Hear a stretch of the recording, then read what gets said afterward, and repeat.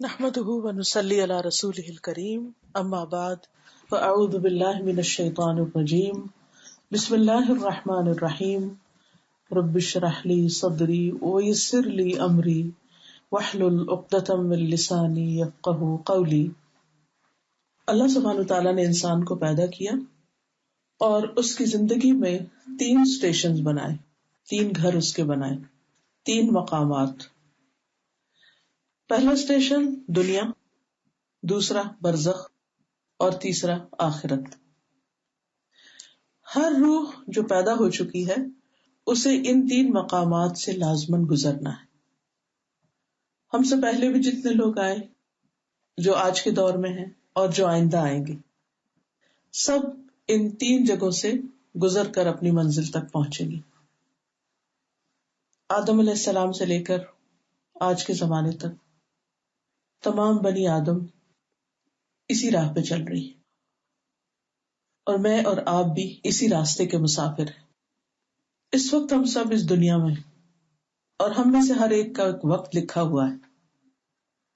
جب وہ وقت پورا ہو جائے گا تو ہم یہاں سے اگلی دنیا کو روانہ ہو جائیں گے، اور وہ دنیا برزخ کہلاتی ہے۔ یہ دنیا عمل کی دنیا، امتحان کی دنیا۔ یہاں اللہ سبحانہ وتعالیٰ ہر ایک کو ٹیسٹ کر رہے ہیں کہ ہم کرتے کیا ہیں۔ الذی خلق الموت والحیات لیبلوکم ایکم احسن عملا، وہ جس نے موت اور زندگی بنائی تاکہ تمہیں آزما کے دیکھے کہ تم میں کون اچھے کام کرتا ہے۔ تو ہم میں سے ہر ایک سے یہ دیکھا جا رہا ہے کہ ہم میں سے کون کیسے عمل کر رہا ہے۔ تو اصل چیز ہے ہمارا عمل۔ یہاں پر یہ دیکھا جا رہا ہے کہ ہم کرتے کیا ہیں، دن رات کے 24 گھنٹوں میں ہم کیا کرتے ہیں۔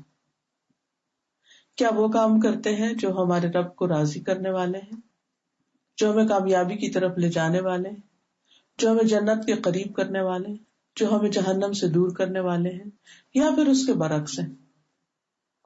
بہرحال جس دن وقت ختم ہوگا ہمارا نامہ اعمال لپیٹ دیا جائے گا اور ہمیں اگلی دنیا میں منتقل کر دیا جائے گا، اور وہ ہے برزخ کی دنیا۔ اسی دنیا میں قبر ہے۔ وہاں پر انسان کا ایک چھوٹا سا امتحان ہوتا ہے، 3 سوال اس سے پوچھے جاتے ہیں، اور پھر اس کے مطابق اس کو وہاں جگہ ملتی ہے۔ برزخ کی دنیا میں بھی ہر انسان کا اپنا ایک مقام ہے، لیول ہے اس کے عمل کے مطابق۔ جیسے اس دنیا میں انسانوں کے درجات ہیں مختلف، مال کے اعتبار سے، علم کے اعتبار سے، جاب کے اعتبار سے انسانوں میں فرق ہے۔ اسی طرح اس دنیا میں بھی فرق ہے۔ یہاں آپ نے دیکھا ہوگا کہ کچھ لوگوں کی گزران معمولی ہے، تھوڑی بہت پہ گزارا کرتے ہیں، کچھ لوگ درمیانے درجے کی زندگی بسر کرتے ہیں، کچھ لوگ بہت لیوش لائف سٹائل کے ساتھ رہتے ہیں، اور پھر ان میں سے بھی جو جس درجے پر ہے اس درجے میں بھی کئی درجے ہوتے ہیں۔ پھر ہر انسان کی اپنی ایک کیفیت اور کنڈیشن ہوتی ہے، اس کے دل کی ایک حالت ہوتی ہے، اس کا ایک ماحول ہوتا ہے۔ بالکل اسی طرح جو نیکسٹ لیول ہے ہمارا برزخ کی دنیا کا، وہاں بھی یہی حالات ہیں، لیکن وہاں پر انسانوں کا جو ٹھکانہ ہے وہ مال کے اعتبار سے نہیں ہے، کسی ڈگری کے اعتبار سے یا کسی جاب کے اعتبار سے نہیں ہے کہ دنیا میں جس کی جاب اچھی تھی اس کو وہاں بھی اچھی جگہ مل جائے گی۔ کفار مکہ یہی کہا کرتے تھے کہ اگر ہم دوبارہ پیدا کیے گئے تو وہاں بھی ہمیں سب کچھ مل جائے گا۔ لیکن ہم سب بحیثیت مسلمان اس بات پر یقین رکھتے ہیں کہ انسان جس طرح کی زندگی بسر کرے گا اسی طرح کی زندگی پھر مرنے کے بعد بھی اس کو حاصل ہوگی، اس کے عمل کی بنا پر، اور مزید اللہ کا فضل ہوگا۔ ہم سب کی انسانوں کی روحیں جو ہیں یا وہ اعلیٰ علیین میں جاتی ہیں یا پھر وہ سجین میں جاتی ہیں۔ نبی صلی اللہ علیہ وسلم جب معراج پر تشریف لے گئے تو اس وقت آپ نے پہلے آسمان پر آدم علیہ السلام کو دیکھا۔ ان کے 2 طرف لوگوں کے گروہ تھے، جب وہ دائیں طرف دیکھتے تو خوش ہوتے، جب بائیں طرف دیکھتے تو رونے لگتے۔ تو نبی صلی اللہ علیہ وسلم نے جبریل سے پوچھا کہ یہ کون شخص ہے اور یہ کبھی روتے ہیں کبھی ہنستے ہیں، ایسا کیوں ہے؟ تو آپ کو بتایا گیا کہ یہ آدم علیہ السلام ہے، ان کی اولاد میں سے جو نیک بخت ہیں، جنہوں نے نیک عمل کیے، ان کا اچھا مقام ہے، اس کو دیکھ کر یہ خوش ہوتے ہیں اور دوسرے گروہ کو دیکھ کر روتے ہیں. جیسے کوئی بھی باپ اپنے بچوں میں سے جو اچھے حال میں اس کی بات سن کر اس کا دیکھ کر خوش ہوتا ہے، اور جو کسی مصیبت میں مبتلا ہو اسے دیکھ کر پریشان ہوتا ہے. بہرحال یہ درجے ہر ایک کے اپنے اپنے عمل کے مطابق وہاں اس کو ملیں گے. اس کے بعد پھر قیامت قائم ہوگی اور ہم تیسرے درجے پہ چلے جائیں گے، تیسرے اسٹیشن پہ، اور وہ ہے حشر کا میدان، آخرت کی زندگی، دار الاخرہ، جس میں انسان کے نامہ اعمال تولے جائیں گے، اس سے سوال جواب ہوں گے، اس سے نعمتوں کے بارے میں پوچھا جائے گا، اور پھر بالآخر اس کے لیے جو بھی فیصلہ ہوگا جنت یا جہنم کا، اس میں وہ پہنچ جائے گا. کچھ لوگ جو بالآخر جنت میں جائیں گے اپنے کچھ گناہوں کی وجہ سے پہلے سزا بھگتیں گے، پھر جنت کی طرف جائیں گے. اسی طرح جو لوگ برزخ میں ہوتے ہیں یا قبر میں ہوتے ہیں، اگر انہوں نے کچھ گناہ کیے اور اس پر توبہ نہیں کی اور اپنی اصلاح نہیں کی اور ان گناہوں کے اندر ہی مر گئے، تو اس قبر کی زندگی میں بھی تکلیف سے گزریں گے. اور اگر ان کے لیے پیچھے سے دعائیں ہوئی، صدقہ خیرات ہوا، انہوں نے کوئی اچھے کام بھی کیے جو آگے گرو کر گئے، تو اس بنا پر عذاب کم بھی ہو جائے گا. لیکن یہ سب کچھ ہمیں دیکھنا ہے، اس سے ہم بھاگ نہیں سکتے. کوئی شخص مرنے سے نہیں بھاگ سکتا. کل نفس ذائقۃ الموت. کوئی شخص اپنی قبر سے انکار نہیں کر سکتا کہ میں جب فوت ہو جاؤں تو مجھے قبر میں نہیں ڈالے. اور کوئی شخص بھی قیامت کے دن جب اسرافیل سور پھونکیں گے تو کوئی بھی شخص یہ نہیں کہے گا کہ نہیں مجھے ابھی نیند آئی ہے، میں ابھی سونا چاہتا ہوں. نہیں، اسے اٹھنا ہی ہوگا اور حساب کے لیے تیار ہونا ہی ہوگا.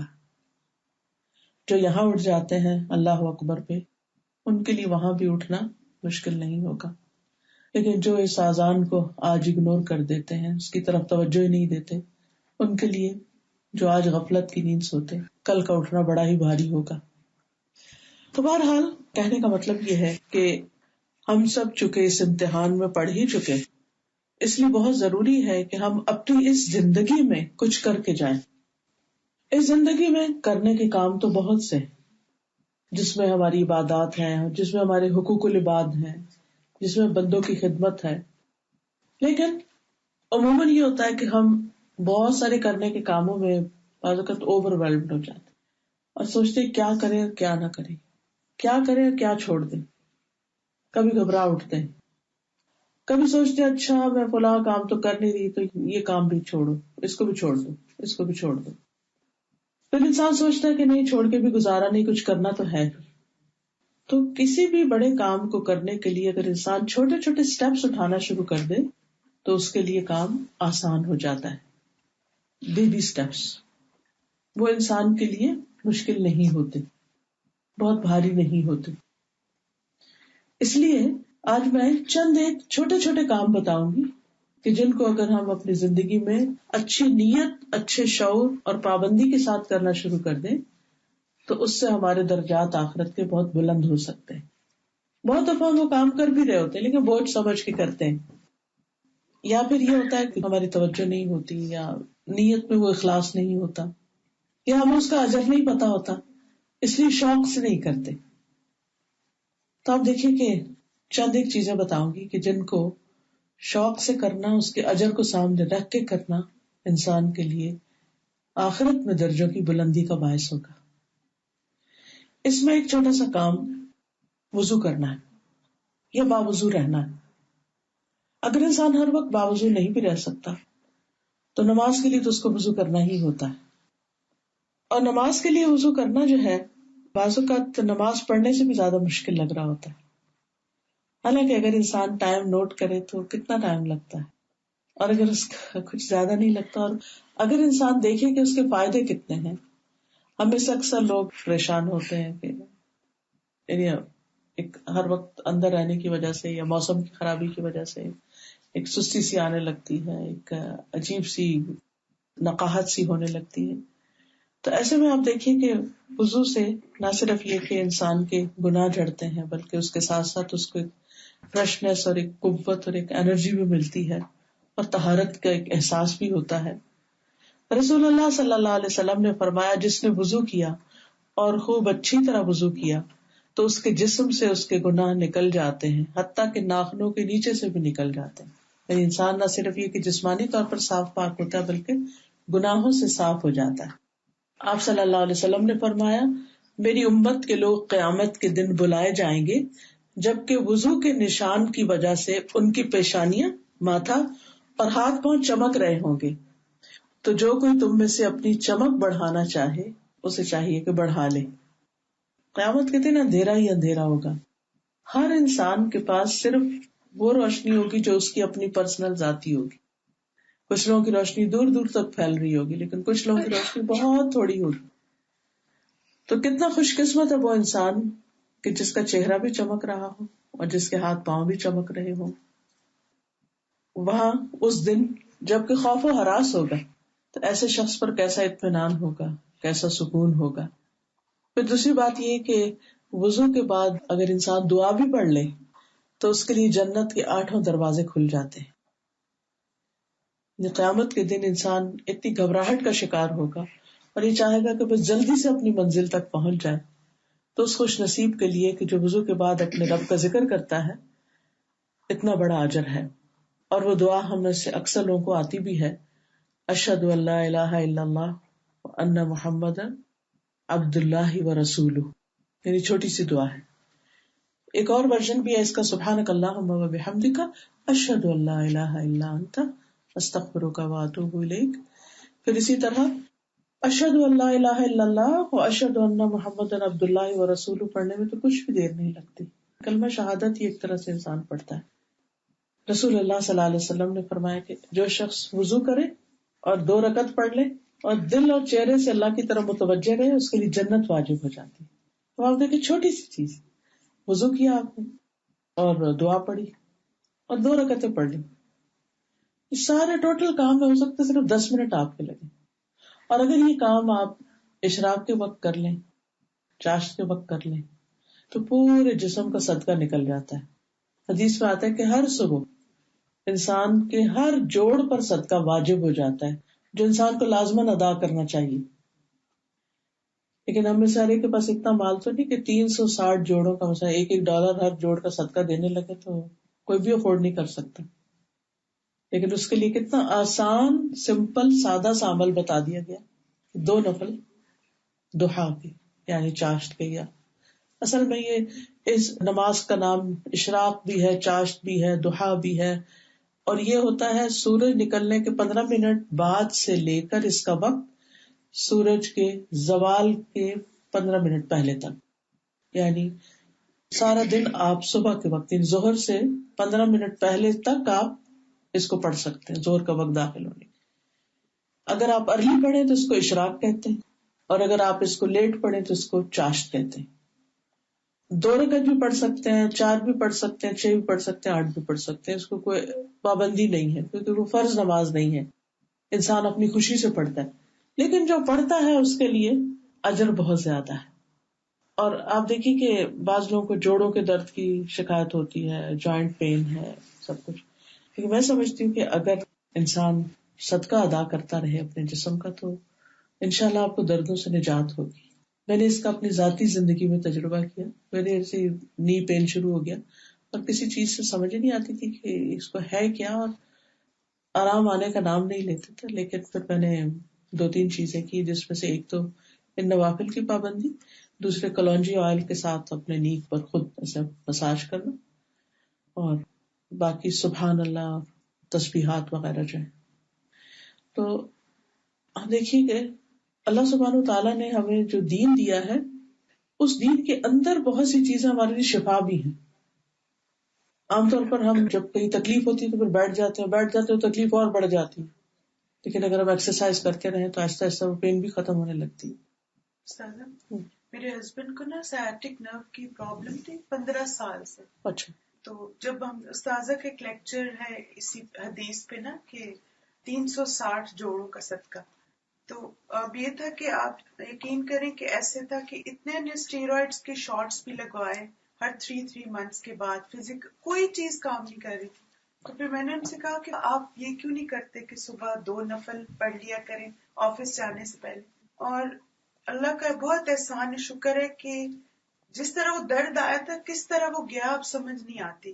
میرے ہسبینڈ کہتے ہیں کہ مجھے سمجھ نہیں آتا کہ کبھی وہ درد مجھے تھا بھی کہ نہیں. تو اس سے جب یہ میرا اپنا پرسنل ایکسپیرینس میری سمجھ سے باہر تھا کہ یہ ہوگا کیا، یعنی اس کا میں علاج کیا کروں. جیسے کہتے ہیں نا انسان نہ کسی ڈاکٹر کے پاس علاج ہے نہ کسی اور کے پاس، نہ پین کلر سے آرام ہے نہ کسی اور چیز سے، کچھ سمجھ میں نہیں آ رہا تھا. لیکن جب میں نے یہ حدیث پڑھائی، میں یو کے میں تھی 2013 میں، اور 40 نبوی پڑھا رہی تھی، اور اس میں یہ حدیث آ گئی. حالانکہ نفل یہ 4 سے اشراق کے تو پہلے بھی سنے ہوئے تھے، اور چاہے چلتے پھرتے شاید کہیں یہ بھی سنا ہوا تھا کہ 360 جوڑوں کا صدقہ بھی دینا ہوتا ہے، لیکن کبھی توجہ نہیں دی تھی اور کبھی کانشیسلی عمل نہیں اس پر کیا تھا. لیکن پھر الحمدللہ اس پر عمل شروع کیا، اور صرف کلونجی کا آئل، کیونکہ حدیث میں کلونجی کا بہت فائدہ بتایا کہ اس میں شفا ہے موت کے علاوہ ہر بیماری.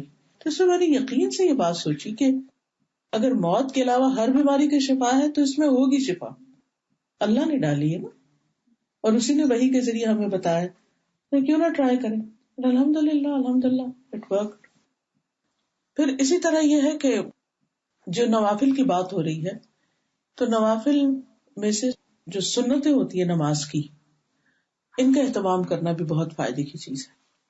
اور ان میں خصوصاً فجر کی 2 سنتیں جو ہیں، نبی صلی اللہ علیہ وسلم نے کبھی بھی گھر اور گھر سے باہر یعنی سفر میں کبھی بھی نہیں چھوڑی تھی. نبی صلی اللہ علیہ وسلم نے فرمایا فجر سے پہلے کی 2 رکعتیں دنیا اور جو کچھ اس میں ہے اس سے زیادہ بہتر ہے. اتنی بڑی قیمت ہے ان کی، دنیا اور جو کچھ دنیا میں ہے ہر چیز سے زیادہ اس کا فائدہ ہے. اب آپ دیکھیے کہ دنیا میں کیا کچھ نہیں، اور انسان کی کس کس چیز کی خواہش نہیں ہوتی کہ یہ بھی حاصل ہو جائے یہ بھی حاصل ہو جائے. لیکن اگر انسان صحیح طور پر وضو کر کے اس وقت جب کہ نیند آ رہی ہوتی ہے، تھکاوٹ بھی ہوتی ہے، اس وقت اگر یہ 2 رکعتیں ادا کرتا ہے خوشی کے ساتھ، کتنا بڑا اجر پاتا ہے. پھر اگر دن میں باقی نمازوں کے ساتھ بھی، جیسے سنن رواتب جن کو کہا جاتا ہے، ظہر سے پہلے 4 اور بعد میں 2، اور مغرب کے بعد 2، اور پھر عشاء کے بعد 2، اگر ان کی پابندی کرتا ہے تو 12 رکعتیں پڑھنے سے جنت میں گھر کی بشارت دی گئی. پھر اسی طرح چھوٹی چھوٹی نیکیوں میں رسول اللہ صلی اللہ علیہ وسلم نے فرمایا حضرت ابو ہریرہ سے، جب تک تم اپنے مصلی پر جہاں تم نے نماز پڑھی تھی بیٹھے رہو اور وضو نہ توڑو، یعنی وضو باقی رہے، تو فرشتے تمہارے لیے دعا کرتے رہتے ہیں، کہتے ہیں اے اللہ اس کی بخشش فرما دے، اے اللہ اس پہ رحم کر دے. فرشتے آپ کے لیے دعا کرتے ہیں. اب دیکھیں ہم انسانوں کی منتیں کرتے ہیں، ہمیں دعا میں یاد رکھنا والی، دعا کرنا والی، دعا کسی کو کہتے ہیں ہمارا نام لے کے دعا کرنا، کسی کو کہتے ہیں تہجد کے وقت دعا کرنا، کسی کو کہتے ہیں عمرے پہ کرنا، سفر میں کرنا. یعنی ہم میں سے ہر شخص دوسرے سے ضرور کسی نہ کسی موقع پہ فرمائش کرتا ہے دعا کی.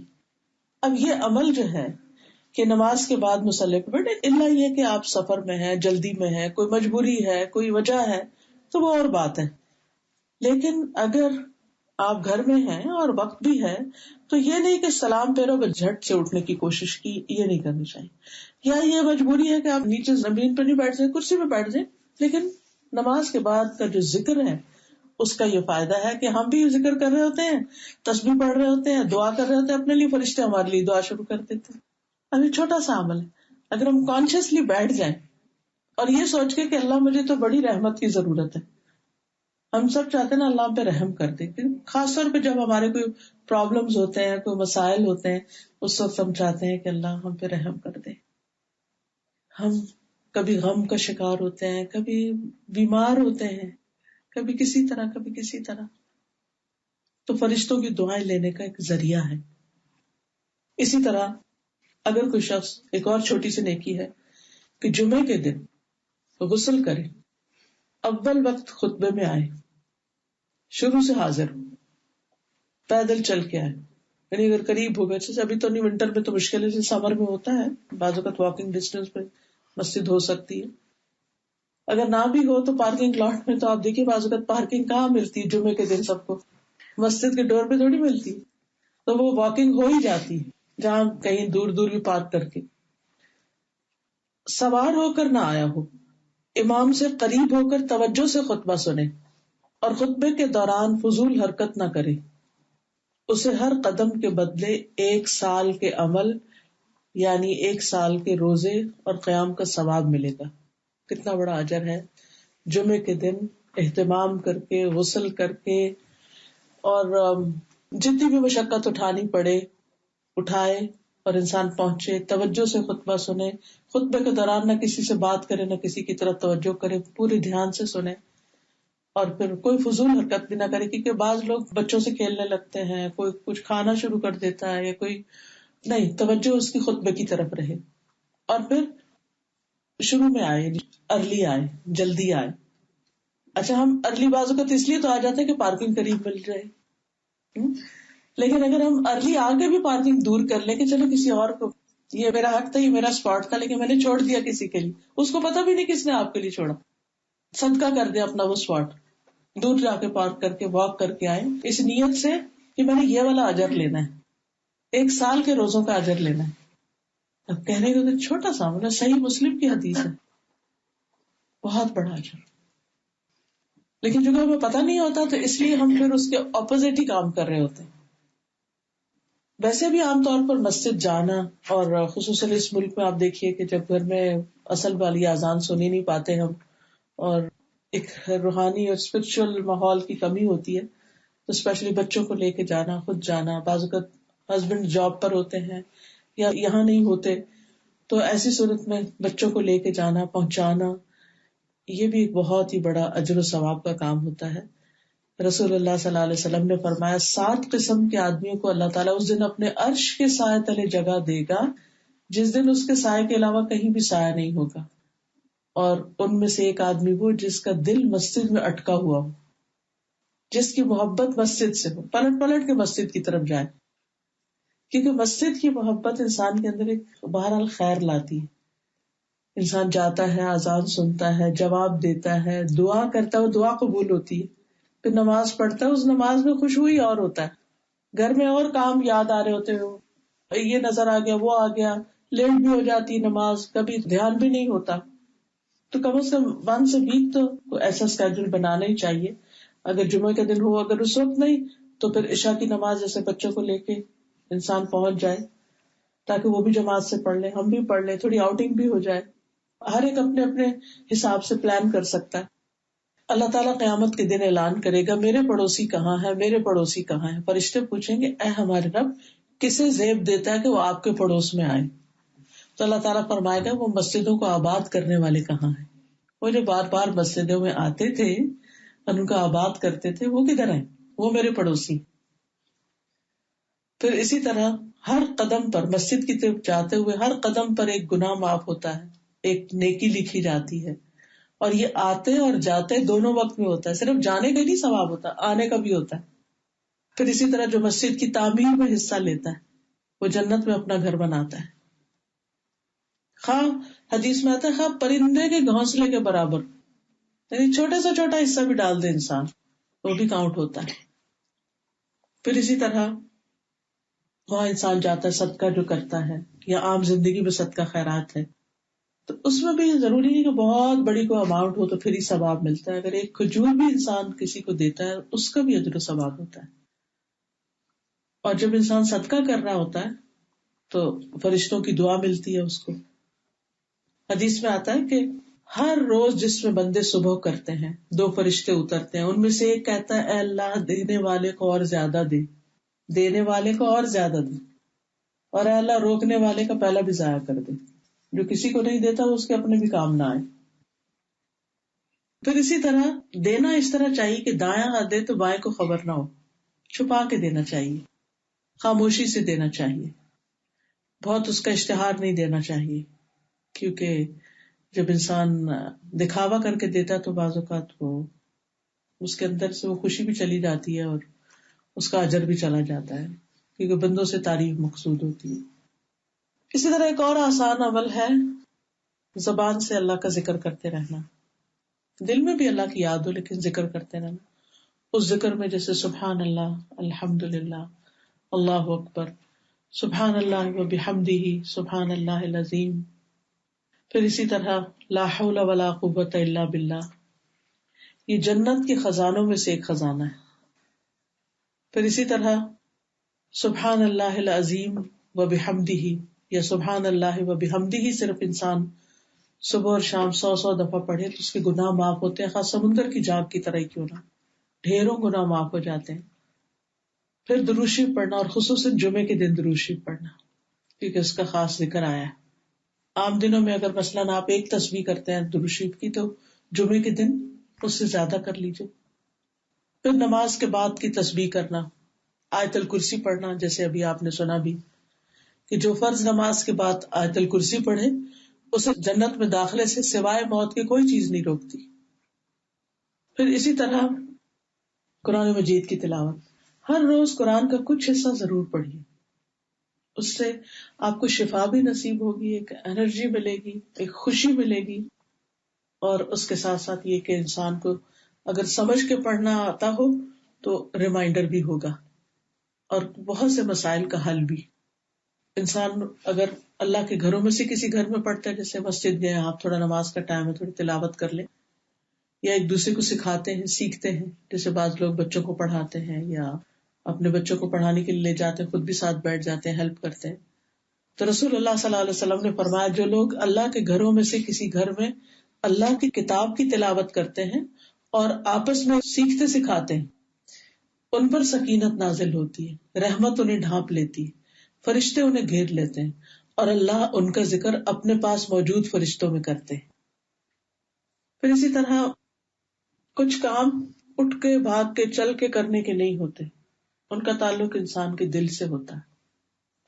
ان میں سے ایک عمل یہ ہے کہ دل میں اللہ کو یاد کر کے رو دینا، اللہ کے ڈر سے رو دینا.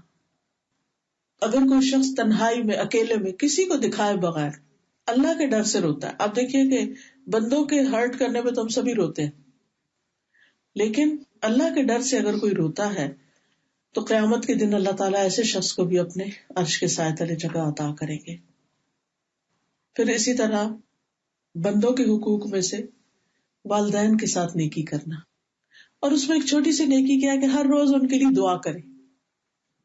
آپ اپنے والدین کے لیے دعا کریں گے، اللہ تعالیٰ آپ کے بچوں کو آپ کے حق میں اچھا بنائے گا، کیونکہ نیکی کا بدلہ بھی ہوتا ہے، دنیا میں بھی ہوتا ہے.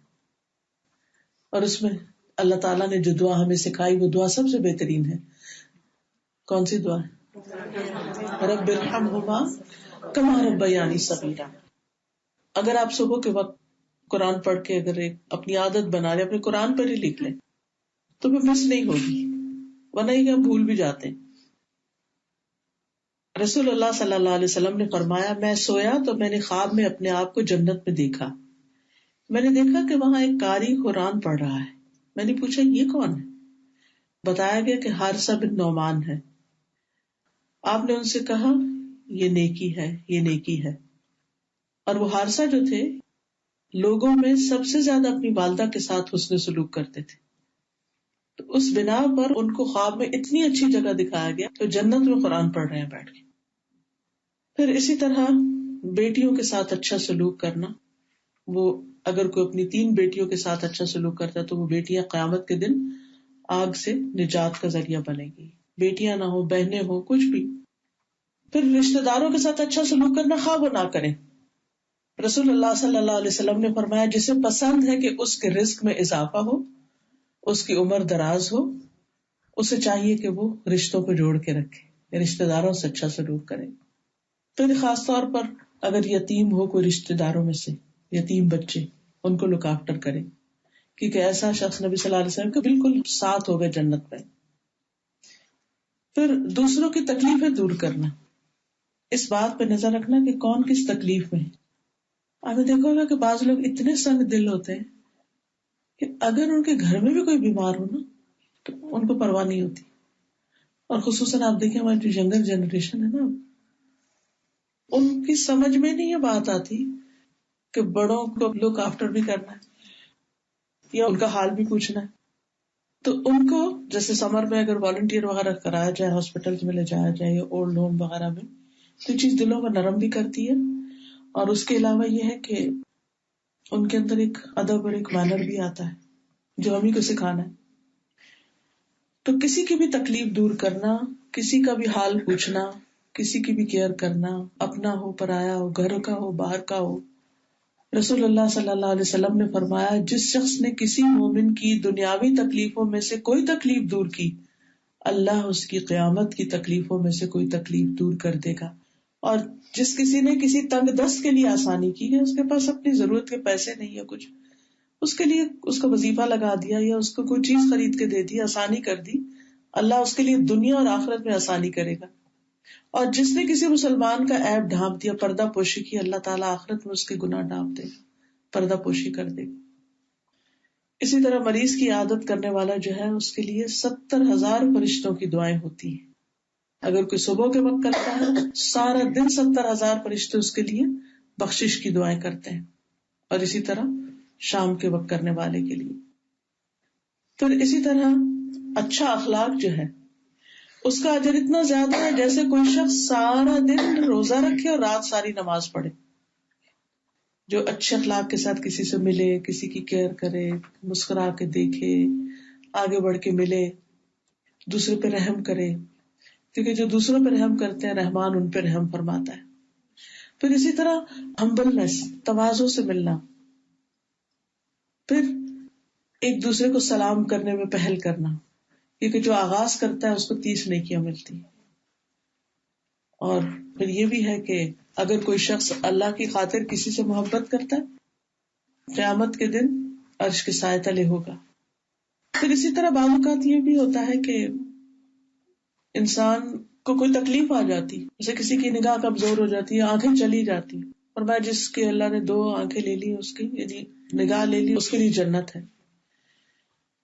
پھر ایک بات یہ یاد رکھیے کہ ہر نیکی جو ہے اس کا اجر 10 سے 700 گنا تک ہے. کوئی کام کرے اس میں اخلاص بڑھا دے تو اس کا اجر اور زیادہ بڑھ جائے گا. اور اگر کوئی انسان برائی کرتا ہے تو اس کا گناہ ایک ہی ہوتا ہے. پھر اسی طرح کچھ چیزیں ایسی ہوتی ہیں کہ جس میں انسان ان کو بالکل چھوٹا سمجھتا ہے، لیکن انسان کو نہیں پتا کہ کل قیامت کے دن وہی چیز اس کے کام آ جائے. کبھی کہتے ہیں نا کھوٹا سکہ بھی کام آ جاتا ہے. کبھی آپ نے گھر میں ایسے ہی بچا کچا چینج رکھا ہوا ہوتا ہے اور کئی دفعہ وہی آپ کی ضرورت ہوتی ہے، وہی اسی سے بہت سا کام نکل جاتا ہے. خاص طور پر اگر آپ اسٹور میں جاتے ہیں اور آپ کو ٹرالی نکالنے کے لیے کوائن چاہیے تو اس وقت اس کی بڑی قدر آتی ہے. پھر وہ سارا سامان خود اٹھانا پڑے تو کتنی مشکل ہو جائے. پھر اسی طرح انسان اگر تکلیف دہ چیز کسی کے راستے سے ہٹاتا ہے تو اس پر بھی اس کے لیے اجر ہے، چاہے وہ راستے سے کوئی جوتا ہی ہو. پھر علم حاصل کرنے کے لیے نکلتا ہے تو اس پر اجر ہے. تو آخری بات یہی ہے کہ عمل کوئی بھی ہو، چھوٹا ہو بڑا ہو، اللہ کی خاطر کیا جائے، شعور سے کیا جائے تو اس کا اجر کئی گنا بڑھ جاتا ہے. اور پھر یہ ہے کہ اس میں ہمیشگی کی جائے، یعنی کہ ایک دفعہ کر کے بس چھوڑ دیا جائے، اسے ریگولر بیسس پر کیا جائے. تو اللہ تعالیٰ سے دعا ہے کہ اللہ تعالیٰ ہمیں عمل کرنے والا بنائے. وآخر دعوانا ان الحمد للہ رب العالمین. سبحانک اللہم وبحمدک اشہد ان لا الہ الا انت استغفرک واتوب الیک. اگر کوئی سوال کرنا چاہیں، کچھ پوچھنا چاہیں تو موسٹ ویلکم. انسان بڑی کوشش کرتا ہے کہ ماں باپ کی تابع داری کرے، لیکن بہت دفعہ یہ ہوتا ہے کہ وہ نہیں کر پاتا جتنا وہ چاہتا ہے. حالات بھی ہوتے ہیں، کئی طرح کی چیزیں، مجبوریاں ہوتی ہیں کہیں. تو والدین جب فوت ہو جائیں تو انسان ان کے لیے نمبر 1 دعا کی جائے، جیسے میں نے عرض کیا کہ روزانہ دعا باندھ لیں اپنے ساتھ. اور اگر فوت ہو چکے تو ان کی بخشش کی دعا بھی کی جائے. نمبر 2 ان کی طرف سے صدقہ خیرات کرتے رہے، کسی نہ کسی موقع پر کچھ نہ کچھ ان کی طرف سے دیتے رہے تاکہ ان کے درجے بلند ہوں، آخرت میں ان کے مقام بلند ہوں. بے شک خامد کی تابع داری کرتی سب کچھ ہوتی ہے، لیکن پھر بھی کئی دفعہ یہ ہوتا ہے جی فوت ہونے کے بعد احساس ہوتا ہے کہ بہت غلطی ہوئی، یہ بھی جی لیکن وہ تو فوت ہو گیا، مطلب انسان جی ہاں، یہی چیزیں ان کو دعا اور صدقہ خیرات ان کی طرف سے کرنا ان کو فائدہ دے گا انشاءاللہ.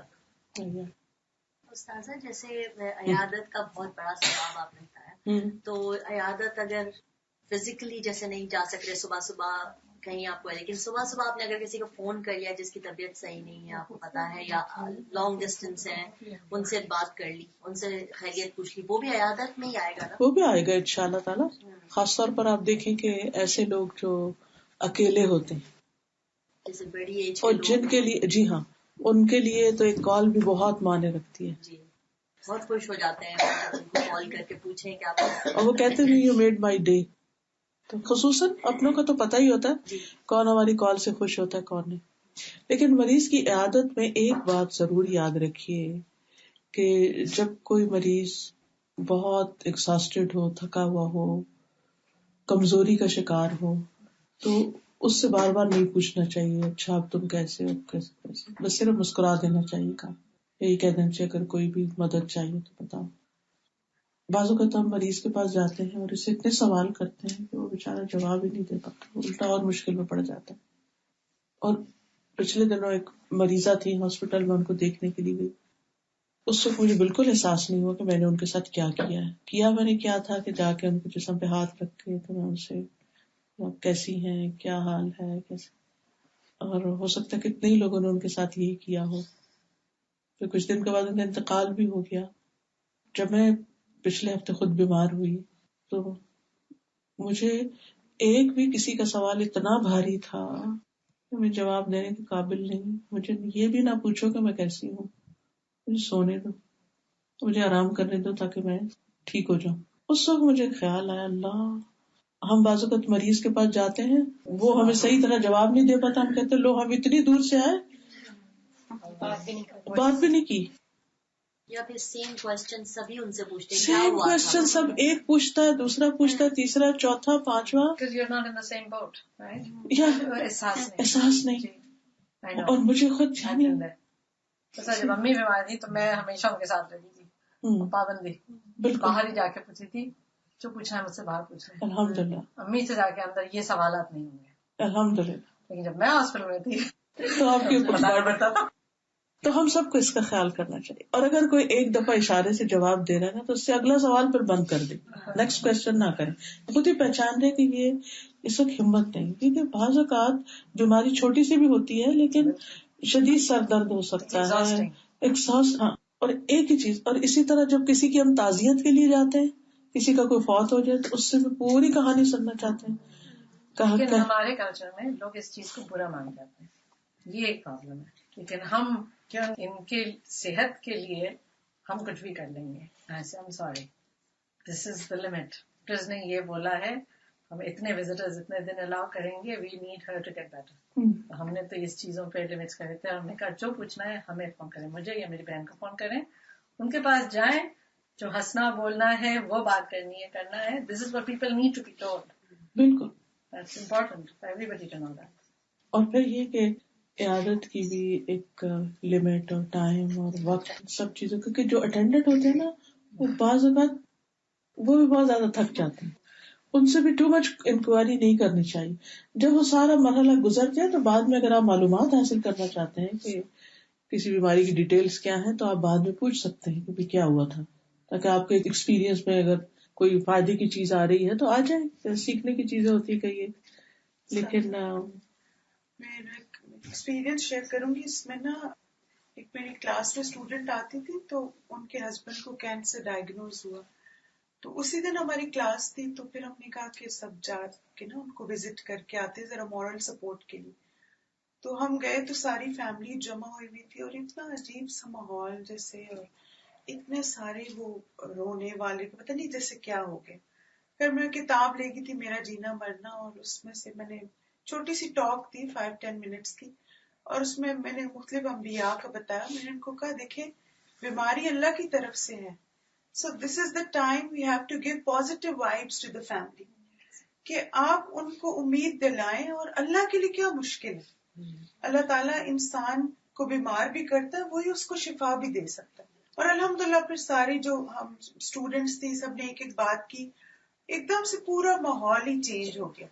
تو یہ بہت ضروری ہوتا ہے کہ اگر کوئی بیمار ہے ہم عیادت کے لیے جائیں تو ہم اس کو جیسے بتائیں. اب جیسے میں استاذہ کو بتا رہی تھی کہ میں جب بھی بیمار ہوتی ہوں نا تو وہ لیکچرز ہیں استاذہ کے, میرا جینا مرنا بک انہوں نے پڑھائی ہے, فائدے مند مریض, تو میں وہ لیکچر لگا کے نا سنتی رہتی ہوں, خوش ہوتی رہتی ہوں. میں بیمار ہوں اور مجھے اب پازیٹیو رہنا ہے, میری دعائیں قبول ہو رہی ہیں. تو یہ واقعی بہت ضروری ہے کہ اگر آپ مریض کے پاس جائیں تو آپ پازیٹیو وائبس دیں, اور ان سے کیا دیکھیں آپ کے گناہ دھل رہے ہیں, اللہ آپ کے درجے بلند کر رہے ہیں, ہم سب غلطیاں کرتے ہیں, اللہ نے اپرچونٹی دی, آپ کی دعائیں قبول ہو رہی ہیں, آپ پہلی دعا کریں, تو وہی وقت ہم اتنا زیادہ ریوارڈنگ بنا سکتے ہیں. ایٹ دا سیم ٹائم استاذہ لوگ یہ بھی مشورے دینا شروع کر دیتے ہیں, آپ یہ کر لیں, یہ کر لیں, جو اتنے وہ نہیں ہوتے ریمیڈیز. اگر کوئی آپ سے پوچھے کہ اب میں اس کا کیا کروں, سمجھ تب آپ ریمیڈی بتائیں. ریمیڈی اس طرح بتاتے ہیں کہ جیسے ہم ٹینشن میں آ جاتے ہیں کہ اب اس کی یاد رکھیں. چلے ریمیڈی بتانے کی حد تک بھی ٹھیک ہے, میں کہتی ہوں کوئی بات نہیں, اچھا کسی نے بتایا شاید کام آ ہی جائے. اس کے بعد جو پیچھا ہوتا ہے, جو فالو اپ ہوتا ہے, اب آپ کہ وہ دوا آپ نے بنائی کہ نہیں, وہ پی کہ نہیں, وہ کتنی دفعہ پی تھی, تو فائدہ ہوا کہ نہیں. شاید ڈاکٹرز بھی اتنا فالو اپ نہ جتنا نسخہ بتانے والے کرتے ہیں, ان کو ڈر لگ جاتا ہے. اور پھر اگر یہ کہیں کہ پھر نہیں بنائی نہیں پی, تو وہ بھی اچھا نہیں لگتا کہ کسی کا دل ٹوٹے گا کہ ہم نے اتنے خلوص سے آپ کو مشورہ دیا تھا اور آپ نے مانا ہی نہیں.